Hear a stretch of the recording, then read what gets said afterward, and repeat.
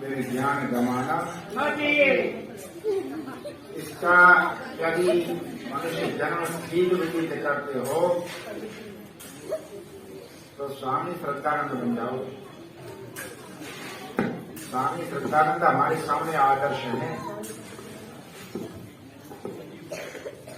कल परसों मैंने ये कहा था कि आदमी जब तक व्रती नहीं बनता है तब तक जीवन में गति भी नहीं करता।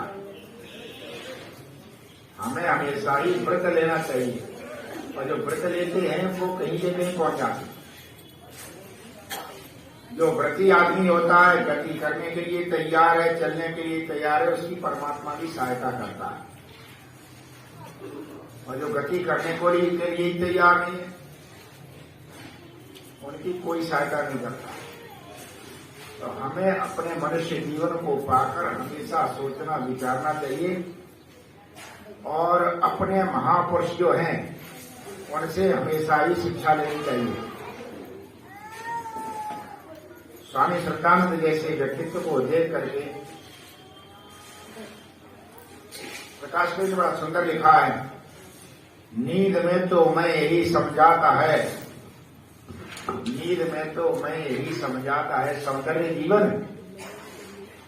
नींद में तो मैं यही समझाता है सौंदर्य जीवन, जब खुली तब आंख देखा कि है कर्तव्य जीवन। विश्व का वातावरण स्वर्गित हुआ उन व्यक्तियों से, विश्व का वातावरण स्वर्गित हुआ उन व्यक्तियों से, बन गया जिनका सुकृत यज्ञ हिति हमने जीवन। दुश्मनों की तलवारों कटारों से भला वे क्या डरेंगे, जानते हैं जो नीत है मृत्यु में ही नव्य जीवन। जानते हैं जो नीत है मृत्यु में ही नव्य जीवन। सूझ पाता पथ नहीं जब अंधकारा व्रत निशा में। आदमी भटकता है, रास्ता कौन है? सूझ पाता पथ नहीं जब अंधकारा व्रत निशा में, तब प्रकाशित स्तंभ होते बुद्धजनों के भव्य जीवन। उस समय बुद्धजनों के भव्य जीवन प्रकाश स्तंभ होते। समुद्र में यात्रा होती ना, जहाज जाते जगह जगह प्रकाश स्तंभ होते। उसी तरह संसार की इस यात्रा में महापुरुषों के जीवन हमारे लिए प्रकाश स्तंभ है। प्राय करके जो ये लोग कहने लगते हैं, ध्यान रखो जब सुधार करोगे अपना तो केवल अपना सुधार करके हमारी उद्धार नहीं है, समाज का उद्धार होगा। यदि अच्छा व्यक्ति बिगड़ता है ना तो समाज में बिगाड़ पैदा होता, बहुत बड़ा पाप होता। जब अच्छा व्यक्ति बिगड़ जाए तो लोग कहने आप भी कहते हैं, पुराणों में देवताओं के ऊपर उल्टी सीधी कथाएं लिखी गई। देवता ऐसे थे नहीं, ऋषि मुनियों के ऊपर उल्टी सीधी कथाएं लिख दी। तो सामान्य आदमी क्या कहता है, ऋषि मुनि तक तो टिक गए, कहना शुरू कर दिया ऋषि मुनि भी टिक गए। ऋषि मुनि नहीं दिखा है तो ऋषि मुनि ने, ये हमारी उल्टी सीधी कथाओं से हुआ। जब कभी कोई पतित व्यक्ति ऊपर उठ जाता है तो केवल वही ऊपर नहीं उठता है, वो समाज के लिए एक आदर्श हो जाता। जब कोई नीचे गिरा हुआ व्यक्ति ऊपर उठ जाए तो सबके लिए आदर्श बन जाता है। देखो तुम उस व्यक्ति को देखो कहां से कहां पहुंच गया है। और बड़ा व्यक्ति गिर जाए तो तब भी उंगली उठती है, आदर्श समान कहो तो उंगली उठ जाती है। एक सज्जन दाढ़ी रखते अपने पकड़ घूमते रहते, तो दाढ़ी कटा दी। तुम तो हमेशा दाढ़ी रखते रहे, अब दाढ़ी तो कटा दी दाढ़ी देख के लोग ये कहते आप आराम बापू जा रहे हो, दाढ़ी कटानी पड़ी। आसाराम बापू जा कपड़ा पड़े पैसे अपने हल्के पैसे पहनते थे, तो देखो आसाराम बापू जा रहा, एक ने दाढ़ी बदनाम कर ली। दाढ़ी ही एक नहीं बदनाम कर डाली, लोग आसाराम बापू कहने लगे। हमारे सामाजिक जीवन में भी ऐसा ही है। सामाजिक जीवन में साधुता यहां तक कलंकित हुई है। एक पढ़ा लिखा सभ्य समाज का आदमी साधु बनना नहीं चाहता, मेरा बड़ी बेइज्जती की बात है। उसका बाप आवाज बन गया तो आज समाज में कह रहे तो बेइज्जती मानते। कार्य क्या है, क्यों मानते हैं? साधुओं की दुर्दशा देख रहे। आदर्श जब गया दुर्दशा देख करके हमारे समाज में, जिसे हम कहते हैं हिंदू समाज, सारा उसकी स्थिति क्या है? वही दयनीय स्थिति है तथाकथित साधुओं की। जब ऐसा होता है, आदर्श जब नहीं होते तब समाज डूबता है। हमारे सामने आदर्श चाहिए। स्वामी श्रद्धानंद एक वो महान व्यक्तित्व है, तो हमारे सामने एक आदर्श रखा। साधु बने तो गजब के, आचार्य बने तो गजब के, प्रचारक बने तो गजब के। ये कैसे बने? केवल पति जीवन होने से। साधुता, कोई साधु बनने को तैयार नहीं होता सर, ठीक ठाक सा, वैसे तो बहुत बन जाते हैं। वो स्वामी तुलसीदास ने लिख दिया, कार मरी घर संपत्ति नासी, मूल मुड़ाए बने सन्यासी। तो नहीं बनते हैं, स्थिति खराब। आज आदर्श पे श्रद्धा की जरूरत है। स्थिति ऐसी खराब रह गई, वो अब नहीं पहले से ही खराब चल रही है। गुप्त जी ने लिखा है, जब कामिनी कंचन न छूटा तो विराज रहा कहाँ। जब कामिनी कंचन न छूटा तो विराज रहा कहाँ। वैराग्य काया चिन्ह ही तो है जटाओं में। भूखों मरे की जटा बढ़ाकर साधु कहलाने लगे। भूखों मरे की जटा बढ़ाकर साधु कहलाने लगे। चिमटा लिया भस्मी रमाई मांगने खाने लगे। कुछ जानते नहीं है, जानते कुछ नहीं, बस ज्ञान को तो आज इनमें राम का ही नाम है। राम नामी जो पट्टा ओढ़ा, माला जब हो गया, बस ज्ञान को तो आज इनमें राम का ही नाम है। दम की चिलों में लो थाना मुखेन का काम है। यदि ये साधु ही मर्यादा अपनी पालते तो देश का बेड़ा कभी का पार ये कर डालते। साधुता वो कलंकित हो गए। ये कहते हैं देश में 7 लाख गांव हैं। कितने गांव हैं? और बाबा जी 14 लाख हैं। कितने हैं? सेना जितनी उतने की है। 2 करोड़ तो ऊपर। 14 लाख बैठते जाकर के एक गांव जैसे में कह पड़े, 2 पड़ गए बाबा जी एक गांव जैसे। यदि ये सुधारे तो गांव सुधरे नहीं, सुधारे तो गांव सुधर जाए, और सुधारते कहां? बिगाड़ के। गांव में मंदिर बन गया, समझो गांव में बिगाड़ हो गया। जितना गांव का बदमाश है वही इकट्ठा होगा। तो सब जानते हैं यहाँ कोई उंगली उठाएगा नहीं। और वहां सरपाली के बैठा रहता, सुरमा पिलाता रहता, सब गांव के बालक में आती था। सरपाली के बैठता, सब गांव बालक सुरमा पीने लग जाते। क्या ध्यान होता तो पूरा गांव सुधरता नहीं सुधरता। ऐसा बुरा हाल हो रहा, ऐसा बुरा हाल हो रहा। एक महात्मा जी मेरे पास आ गए, 5-6 साल की बात। किसी ने बता दिया, हाथ जोड़ करके बैठ गई। मेरे माता जी ऊपर बैठ गया। मैं समझा बाबा जी ठीक ठाक ऊपर बैठा बेचारा, ऊपर बैठ जाओ ना महाराज, ऊपर ना हम नीचे बैठे, आपके पास बैठने लायक कहाँ है? अगर बैठो तो कैसे आई? मैंने आसन किया, कैसे आई? भारी विपत्ति में है। अब क्या विपत्ति बता? वो बताइए आचार्य जी की सबसे जानकारी है, आचार्य जी काम कर देंगे। वो क्यों? क्या बात हो गई? घर छोड़ के आए और मेरे संग एक साधवी और रह गई, और बाइक कोई दूसरों ले गो, बाइक कोई दूसरों ले गो, जट रोए गो। और तुम बाइक कह दो और जो है बराबर करो। ऐसा महाराज क्या शिक्षा होना है? और कौन से बाद में पढ़ाने को बैठा दिया रोए गो। तू कहां से ले आया हो? शादी कहीं बंगाली थी, तो तू घर छोड़ी जाए के लिए आयो? ये हाल हो रहा है किसका? कपड़े का, लाल कपड़े का ये हाल हो रहा। एक गांव में मंदिर बनवा दिया। एक आ गया साधु नौजवान, थोड़े दिनों रहा, गांव से लड़की भगा ले गयो। तो 3, 4, 5, 6 महीने बाद एक और आयो, उसे भी रख दिया। साल 1.5 वर्ष बाद एक लड़की को भगा लिए, गांव वाले परेशान। साल भर बाद एक और आया, गांव वाले का भगे यहाँ पर मंदिर में साधु रहते ही, और साधु मंदिर में सब साधु शुक्र भाई कौन देगा। और दूसरी देखते ये सब बाबा जी ससुराल जइयों में जो आओ की चलावे आओ की जो टिकट नहीं देखे, ये कोई साधु बनेगा क्या? ऐसे कोई साधु नहीं बना करता। तो यही कारण था कि महात्मा मुंशी राम को साधुओं पर विश्वास नहीं था, घृणा थी। पहले का नाम क्या था? मुंशी राम। मुंशी राम को साधुओं से घृणा थी, धर्म कर्म से घृणा हो गई, नास्तिक हो गई। हमारे कर्म देखे आदमी नास्तिक ही होगा। पिताजी कोतवाल थे, नरसिंह दयानंद का व्याख्यान हुआ, उनके पिताजी ने सुना, रखा ये गजब का साधु है, ऐसा तुमने कभी व्याख्यान सुना ही नहीं। वो गए, उन्होंने कहा ये मौका है, मुंशी राम को भेजा जाए। अब मुंशी राम से कहा कि मुंशी राम एक महात्मा जी आए भाई, गजब का बोलते हैं।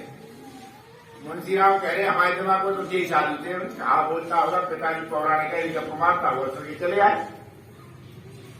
जैसी कह रहे थे ना, उदाहरण दे रहे थे, ऐसी कथाएं चलती है। उन्होंने कहा कथा करो वो, और फिर संस्कृत जानने वाला क्या जानता है, उनके दिमाग में ही था संस्कृत जानने वाला क्या जानता। लेकिन पिताजी ने ज्यादा आग्रह किया तो मुंशी राम चले व्याख्यान सुन।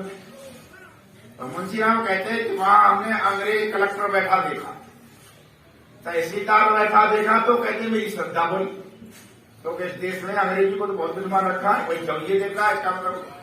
जब कहते हमने नरसिंह दयानंद के व्याख्यान सुने तो कहा हमारे बड़ी शंकाएं थी, तो हमारे ऊपर इमारत पड़ रहा था, बम के गोले गिर रहे, सारा जैन हटता चला गया, बम के गोले गिर रहे। कहते हमारा हृदय कहते अंदर से इतना प्रफुल्लित। फिर कहते हैं दूसरा दिन आया, तीसरे दिन स्वामी दयानंद ने जब मूर्ति पूजा खंडन किया तो पिताजी तो खिसक लिए, हमें रुचि बढ़ गई। पिताजी खिसक लिए, पिताजी का मुंशीराम पिताजी खुद लिए कि मुंशीराम रुचि ले रहा धर्म कर्म में।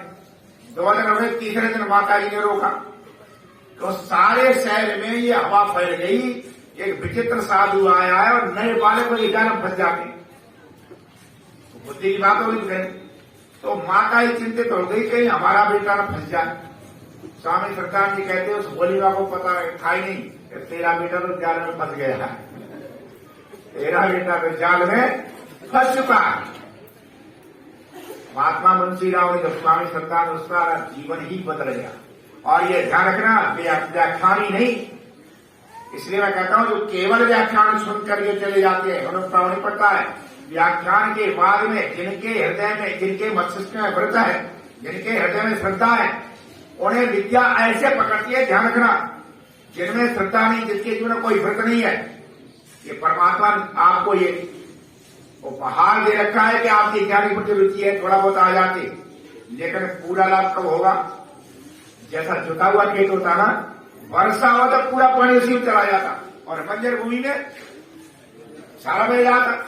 उसी तरह व्रतशील व्यक्ति के अंदर ज्ञान घुस जाता, एक एक चीज को वो सारी याद कर लेता कि क्या कहा क्या नहीं कहा। स्वामी सिद्धांत ऐसे ही व्रतशील थे,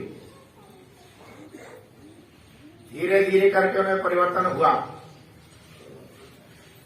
और ऐसा परिवर्तन हुआ कि मुंशी राम सदा के लिए स्वामी दयानंद के हो गए। जितने भी बुराइयां थी मुंशी राम ने सब छोड़ दी। ऐसा नहीं डर।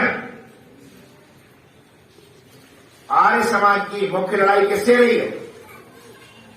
आर्य समाज की मुख्य लड़ाई है मूर्खों और धूर्तों से। ध्यान रखो, सारी ध्यान लड़ाई किससे लड़ी? मूर्ख कौन है? जो जानता नहीं। धूर्त कौन है? जानता है पर मानता नहीं। मूर्खों को लोग क्या करते थे? बहकाते। मूर्ख कौन है? जो सोया हुआ। धूर्त कौन है? सोया तो नहीं, मेरी चंदन सारे पड़ा। अब तो कितनी आवाज हो, वो कोई जग थोड़ी जा, तो जगा हुआ है, वो जानबूझ के रखा। तो स्वामी दयानंद की लड़ाई किसके खिलाफ हुई बताओ? मूर्खों और धूर्तों के खिलाफ। वही स्वामी श्रद्धा उसी रास्ते मिले, वो भी समझिए कौन मूर्ख है कौन धूर्त है। गांव पहुंच गए, LLB कर रहे थे, परीक्षा आदि वकालत की। पिताजी रिटायर हो गए। कहा मुंशी राम तुम्हें परीक्षा देने जाना है? हाँ पिताजी। कब जाओगे? पिताजी आज ही निकलूंगा। पिताजी कट्टर मूर्त पूजक के, उन्होंने कहा मुंशी राम ऐसा कर, ठाकुर जी पे रुपया चढ़ा दे, रुपया एक का बहुत होता था, ठाकुर जी पे रुपया चढ़ा दे और आशीर्वाद लेकर के जा। मुंशीराम ने अपने जीवन में स्वयं लिखा। अब मुंशीराम कहते जब पिताजी ने कही कि 1 रुपया ठाकुर जी पे चढ़ाए तो कहते हमारे पैरों तले जमीन के अंदर की, अब वो कहा करें। थोड़ी देर कहते हैं उस तब से खड़े रहे। अब पिताजी ने ये समझा कि मुंशीराम ये समझ रहा है कि 1 रुपया ठाकुर जी नाराज न हो जाए, बहुत कम कीमत लगाई इसलिए नहीं हटा। मैंने कहा चल 1 रुपया नहीं 11 रुपया चढ़ा रहे। जब कहा मुंशीराम, पिताजी का बहुत सम्मान करते, मुंशीराम कहते कि हमारी प्रज्ञा सी गई, तो हमने पिताजी से कहते डरते डरते कहा कि पिताजी आपको पता है मैं किस सिद्धांत को मानता हूं, मैं मूर्त पूजा नहीं मानता हूं। इतना कहना था, कहते पिताजी उबल पड़े और कहा मुंशी राम मुझे पता था तू नास्तिक हो चुका है, मुंशी राम मुझे पता था तू नास्तिक हो चुका है और मेरे मरने के बाद में मेरी जो क्रियाएं हैं वो तू कुछ नहीं करेगा, मुझे तो नरक में ही जाना पड़ेगा। जो क्रियाएं होती ना और कुछ नहीं करेगा, मुझे नरक में जाना पड़ेगा। मुंशी राम बोले ये बात आप सही कह रहे। मुंशी राम बोले बात सही कह रहे। उसके बाद मुंशी राम ने हिम्मत करके कहा, यहां से सुनना मुंशी राम की बात। मुंशी राम ने कहा कि पिताजी कोई पिता ये चाहेगा कि उसका लड़का मक्कार हो? यहां पिताजी शांत हो गए। पिताजी कोई भी पिता चाहेगा कि उसका बेटा मक्कार हो? पिताजी बोले नहीं। पिताजी बोले नहीं।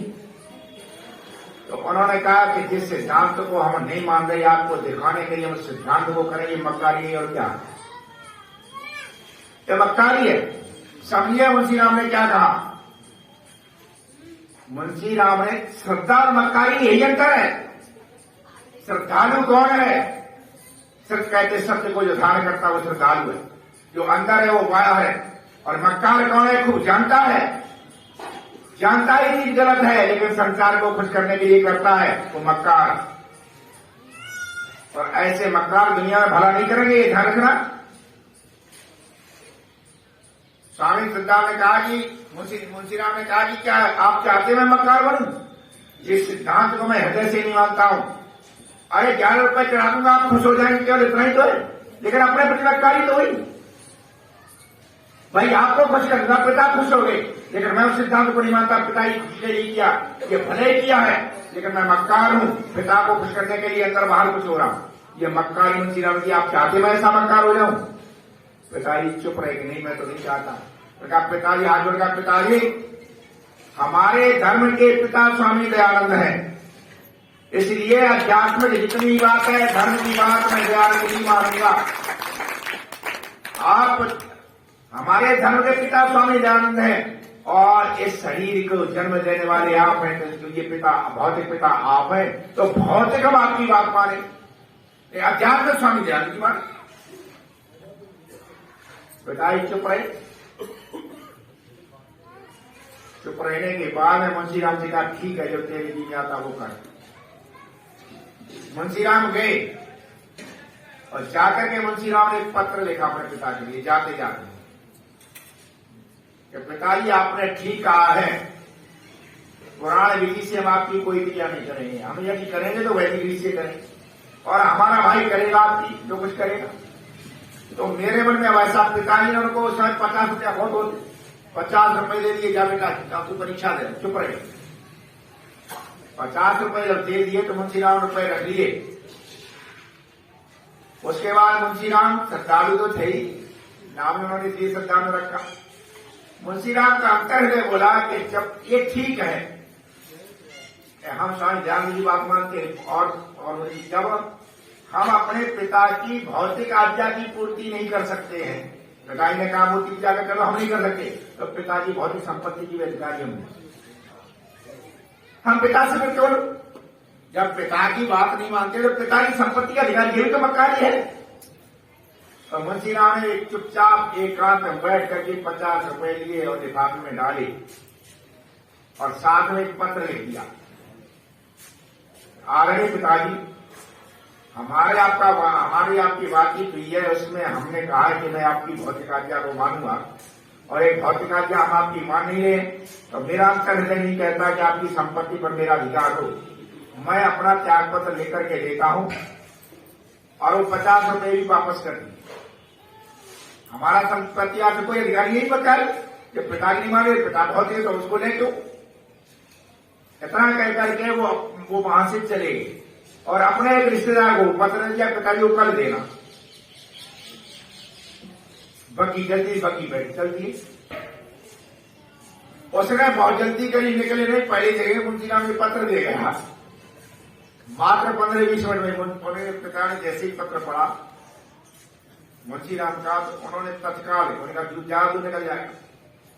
उन्होंने कहा तुरंत ही ये पैसा दे, और घोड़ा दौड़ के जा और मुंशीराम से ये कहना कि अभी वो मुझे वचन दे करके गया कि आपकी भौतिक आज्ञा मानूंगी, मेरी ये भौतिक आज्ञा है, 50 रुपए स्वीकार कर। ये भौतिक आज्ञा है कि 50 रुपए स्वीकार कर, इसको टाला नहीं। मुंशीराम कहते हैं कि उन्होंने रुपए फिर लेने पड़े, जब पिताजी आज गया, अभी तो तू कह गया तो ये आज्ञा मान। जब मुंशीराम चले गए परीक्षा देने के लिए, ये ध्यान रखो, सत्यनिष्ठ आदमी ही समाज में परिवर्तन लाता है, पाखंडी कभी नहीं लाता है। चाहे वो आर्य समाज का मंच हो चाहे दूसरा मंच हो, इस मंच पर भी कोई परिवर्तन नहीं ला सकता जब वो सत्यनिष्ठ नहीं है। तो सत्य उत्तरता भूमि, परमात्मा का भूमि सत्य पर टिकी हुई है, और तू असत्य करेगा, परमात्मा सत्य स्वरूप है तो परमात्मा से दूर हटेगा। मुंशीराम गए परीक्षा देने के लिए, ये कहते हैं आर्य समाज का कार्यक्रम चल रहा, और कहते जब वहां से आए तो हमारा जो नौकर था वो ब्राह्मण था और वो उर्दू पढ़ा हुआ था, वो हिंदी, पिताजी उर्दू पढ़े तो सब उर्दू चलती, हिंदी पढ़ा हुआ था। कहते हमारे पिताजी के हृदय में पता नहीं क्या उठा के कि मुंशीराम कितना अड़ रहा है, तो बात तो जरूर कुछ ना कुछ है। आदमी सत्य में तो अड़ता है ना, ध्यान रखो, सत्य का होता नहीं, ताल ठोक के आता। एक जगह पर एक उपदेशक जी बोल रहे, ज्यादा पढ़े लिखे ना, एक खड़ा हो गया तुम ज्यादा विद्वान, तुमने संस्कृत पढ़ रखी, ये नहीं पढ़ रखी, वो नहीं पढ़, तुम कैसे ताल ठोकते हो, ज्यादा तुमने पढ़ रखा। वो बोला पढ़ तो ज्यादा नहीं रखा है, लेकिन हम ताल ठोक इसलिए बोलते हैं कि हमारे पीछे स्वामी दयानंद का बल है, सत्य का बल है, इसलिए बोलते हैं। पढ़े गए या सत्य का बल हमारे पीछे खड़ा। तो मुंशीराम कहते हैं कि नौकर से उन्होंने कहा कि ये मुंशीराम क्या पढ़ता रहता किताबें लाना। वो नौकर का, तो मुंशीराम कहते हैं हम उसके संग बातचीत करते रहते। तो नौकर ने ले आ करके सबसे पहले सत्यार्थ प्रकाश उन्होंने दिया। सत्यार्थ प्रकाश दे करके नौकर ने इतनी चतुराई करी कि जो खंडन वाले भी ना सुनाई, उन्हें ईश्वर के नाम है, बाल शिक्षा, ये सुना। मुंशीराम के पिताजी ने जब पढ़ी पर सारा सुना तो उन्होंने कहा तू खामखा इसका विरोध करता है, तो सही रास्ता तो यही है, हम ही भटक रहे। कहते 20 दिन के बाद पिताजी आएगा और परीक्षा दे रहा था। आर्य समाज का अवसर चल रहा, तो उन्हें पता आर्य समाज का अवसर चल रहा है और वहीं पर होगा मुंशीराम। तो कहते मैंने पदाधिकारियों से कहा आप देखिए पिताजी आए, मैं थोड़ा पिताजी को लेने जा रहा। रेलवे स्टेशन जब पहुंचे, पिताजी जब उतरे, पिताजी के पहले शब्द थे क्या मुंशीराम आर्य समाज का कार्य चल रहा, तू कैसे यहाँ चला आया? तो पिताजी आपको लेने नहीं, समाज काम जरूरी है, पिताजी को लेना जरूरी है। खाका चल समय में तो आ ही जाता। कहते मैं आशा कर पिताजी ये श्रद्धा कहां पैदा हो गई? बेहोली से ये श्रद्धा कहां पैदा हुई? बाद में पता लगा है उस नौकरी करावा थी। कहते हमने आकर उसको पुरस्कृत किया जाए।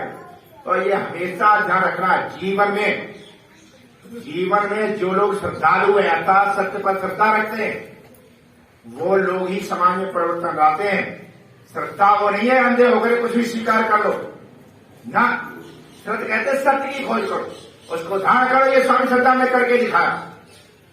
गुरुकुल में पढ़े हुए नहीं थे,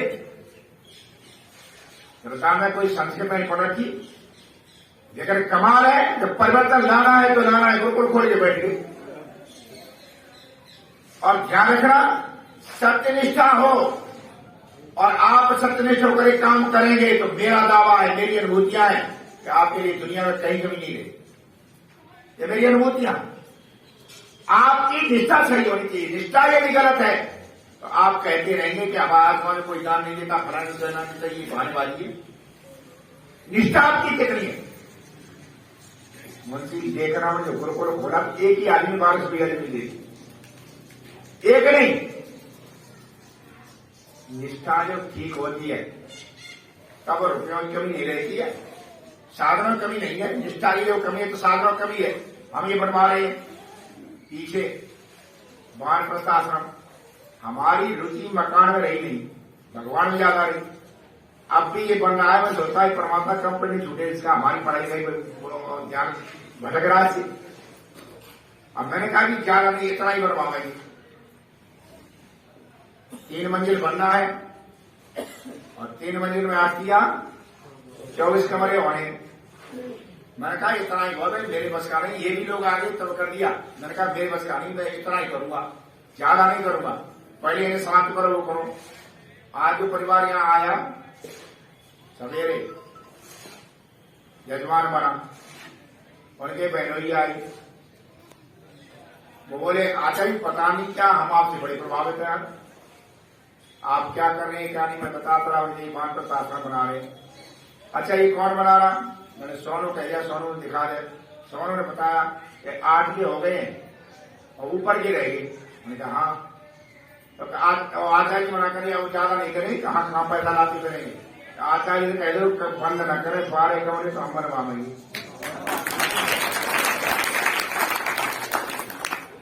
12 कमरे तो हमें जाएगी 80 लाख में। 80 से 1 को है, भाई तुम्हें सौंपो। बंद क्यों कर रहे आचार्य? हमें पास तो मुझे बंद कर रहे। मैंने कहा बंद क्या कर रहे? भाई रुचि रहा पैसा खाते आए, मैं कह के लिए आया, परमात्मा ने इसीलिए भेजा हूं। मैं हंसने लगा, मगर जब आई गई और तो फिर बनवाओ। मैं नहीं चाहता, 12 कमरे भाई मैं कर दूं, मैं कर दूंगा। मैं सोचता रहा कि जब मैं कुछ नहीं कर रहा हूं तो इतना परमात्मा कर रहा है। अच्छा कोई बुलाने तो नहीं गया, अपने आप ही आगे। यहाँ जितने कमरे बने हैं किसी को बुलाने में नहीं गया, किसी को प्रेरित करने का, सब अपने आप ही आए। 8 आ चुके, 12 आगे अपने आप ही कहता है कि मैं करूंगा, मैं करूंगा। आज भी थोड़े मनोविरोधी है। अच्छा जी काय के लिए बनवाए रहो? हम कह रहे वानप्रस्थ आश्रम के लिए एक काम और करना।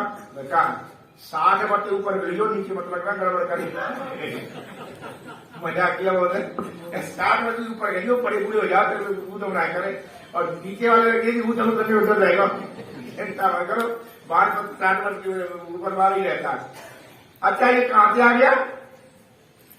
कहीं पर भी बैठ जाइए, कहीं पर भी यदि आप सत्यनिष्ठ है। 2 तरह से होता है काम, ध्यान रखना।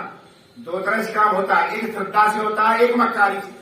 मक्कारी से यदि आश्रम बनाओगे, मक्कारी से धन इकट्ठा करोगे तो फांसी लगानी पड़ेगी।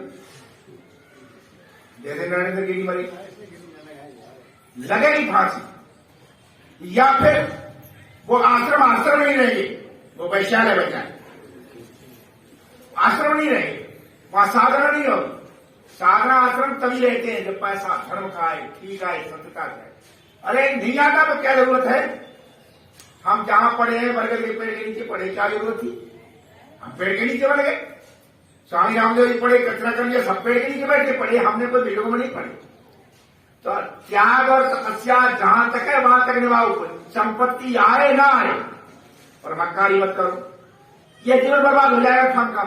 मरोगे, संस्कार होंगे, ना आश्रम काम देंगे, न चेला काम देंगे, न ब्रह्मचारी काम देंगे, न कोई काम नहीं देगा, केवल संस्कार काम देंगे। गड़बड़ करोगे, संस्कार बिगाड़ोगे, जीवन बर्बाद होगा, अगला जीवन बर्बाद हो जाएगा। सत्यनिष्ठ होकर के कार्य कीजिए। समाज आता है कर देता तो ठीक है, और नहीं कर देता समाज का काम है। जब समाज आकर साथ खड़ा हो जाए, समाज का ही भला होगा, और नहीं आकर खड़ा होगा तो इसका समाज का ही नुकसान। ऐसी पवित्र भावना से स्वामी सरदार महाराज जी बड़े। लोग ये कहते हैं उनके जमाने में लेकर के पुस्तक, फिर एक वेदना, ये लोग जो होते संवेदनशील बहुत होते, उनको एक वेदना थी कि हमारे हजारों लाखों भाई भिखारी बन चुके। आखिर लाखों उनका अपराध क्या था? हमारे अपने अपराध से बने। उनका अपराध क्या था? चाहे तलवार से बनाए, चाहे जान से बनाए, और उनका सबको पहले धर्म में आना चाहिए।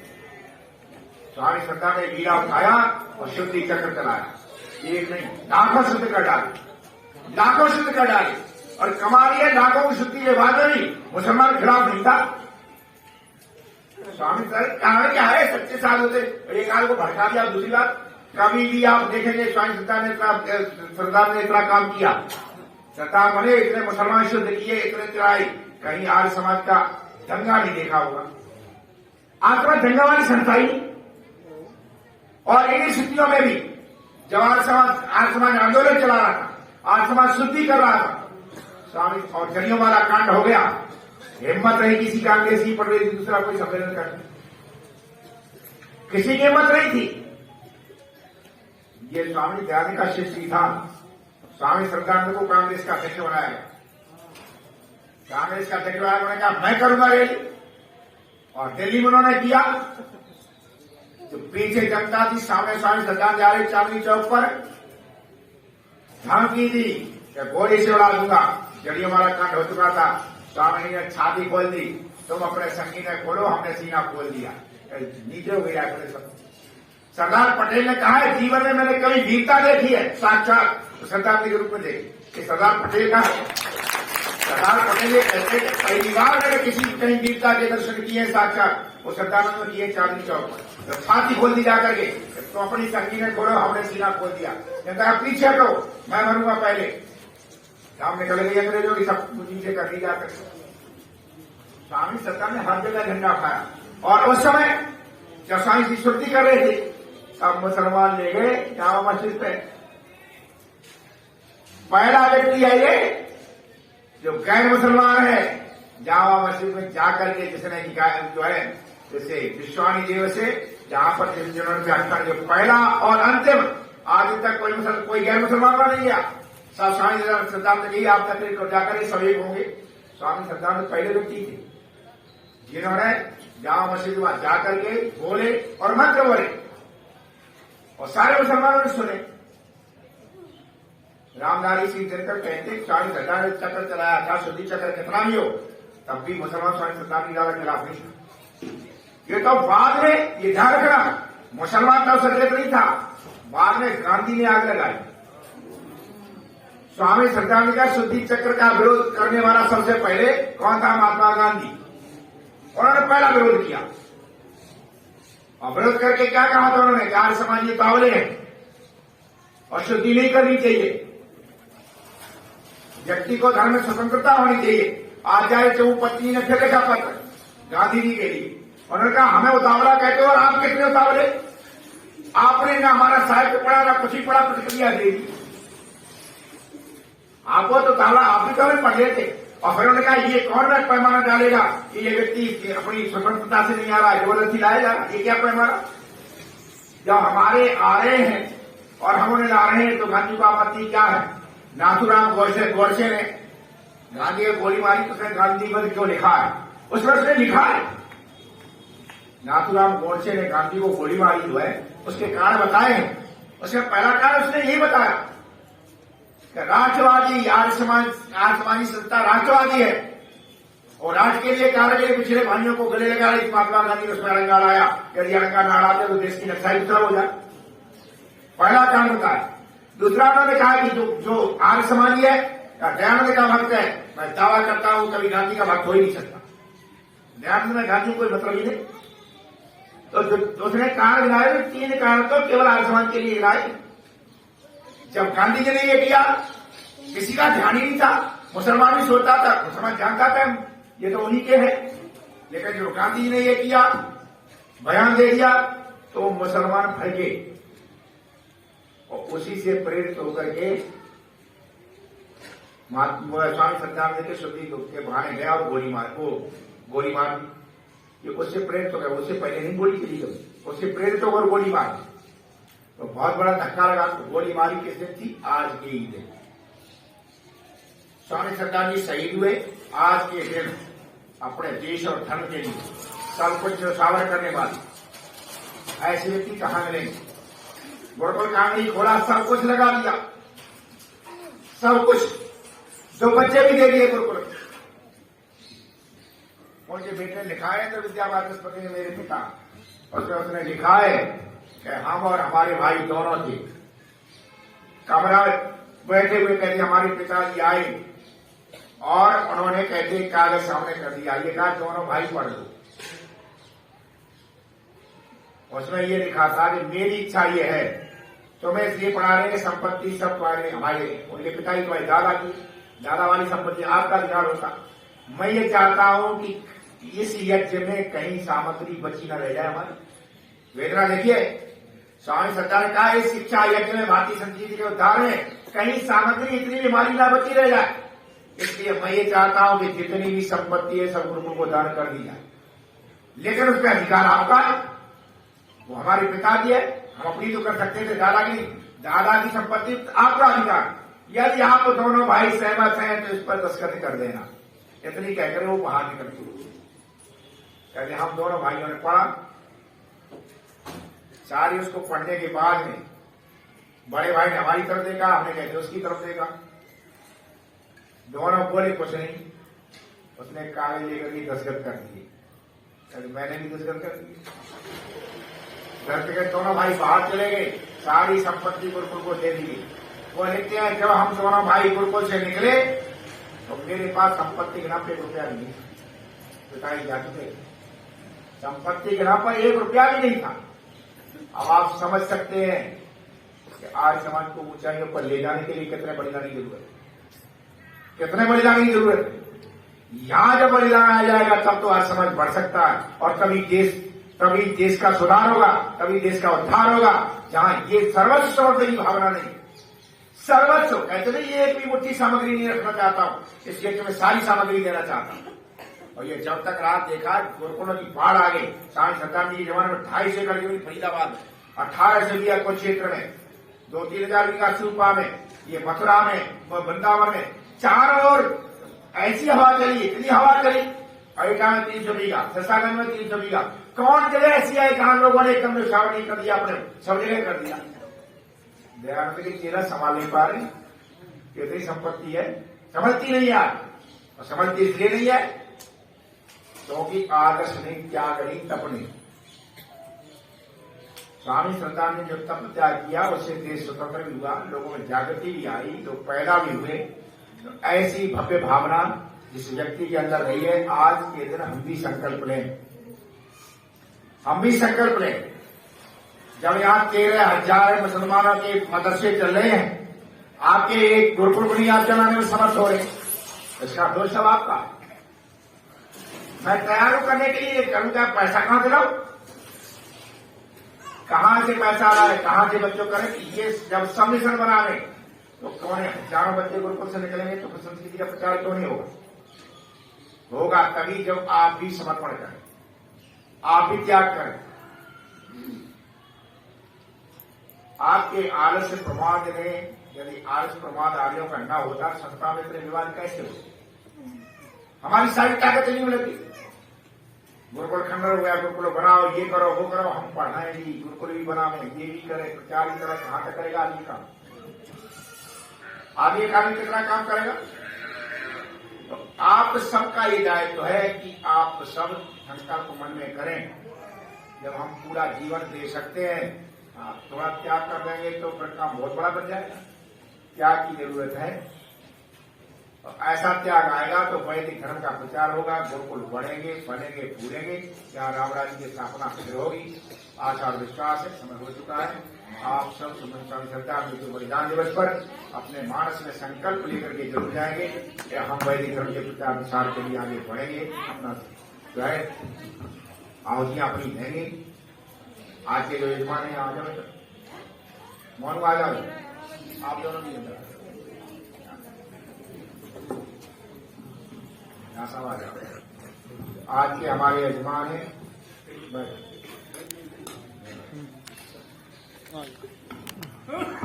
नई पीढ़ी लगातार